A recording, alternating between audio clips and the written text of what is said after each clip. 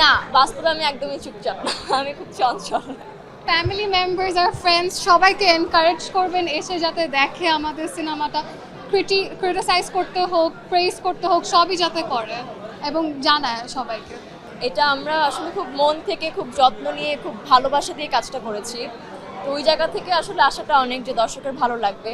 ভুল ত্রুটি হলেও জানাবে দর্শকরা যে ভুল হয়েছে, বা ভালো লাগলেও জানাবে। তো প্রত্যাশাটা অনেক আসলে কাজটা। অবশ্যই আবেগটা অনেক বেশি, এবং বাবা এই কাজটা নিয়ে খুবই আশাবাদী এবং খুব খুশি ছিল যখন আমার কাছে অফারটা আসে কাজের। কারণ মুক্তিযুদ্ধ বলে কথা, এবং হাসরাত আজিজুল হকের লেখা একটা গল্প। তো ওই দিক থেকে আসলে খুশি কাজটা করতে পেরে। চরিত্র আমি এখানে রাহেলার কিশোরী চরিত্র অভিনয় করেছি, এবং চরিত্রটা হচ্ছে, চরিত্র নিয়ে বলতে চাই, চরিত্রটা খুব গম্ভীর, বেশি অনেক চুপচাপ, বেশি কথা বলে না। তো ওই দিক থেকে আসলে আমাকে কাজটা করতে হয়েছে। এই। না, বাস্তবে আমি একদমই চুপচাপ না। আমি খুব চঞ্চল।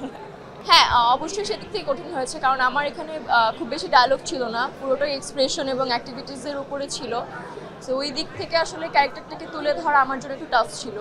এবং যদি চরিত্রের কথা বলি, আমাকে লেন্স পড়তে হয়েছে। তো আমার জীবনে প্রথম ওই টাইমে লেন্স পড়া। তো ওইটার জন্য দেখা যেত যে শর্ট দিতে অনেক কষ্ট হচ্ছিল আমার। তো এই দর্শকদের জন্য এতটুকুই বলবো যে বাংলা সিনেমা দেখুন, বাংলা সিনেমার সাথে থাকুন। এবং আমাদেরটা যেহেতু মুক্তিযুদ্ধ নিয়ে একটা গল্প, আমি চাইবো সব তরুণ তরুণীরা যেন সিনেমাটা দেখুক এবং জানুক মুক্তিযুদ্ধ নিয়ে। সব কিছুই আসলে জানা উচিত। অবশ্যই আপনাদের ফ্যামিলি মেম্বার্স আর ফ্রেন্ডস সবাইকে এনকারেজ করবেন এসে যাতে দেখে আমাদের সিনেমাটা, ক্রিটিসাইজ করতে হোক, প্রেজ করতে হোক, সবই যাতে করে এবং জানায় সবাইকে।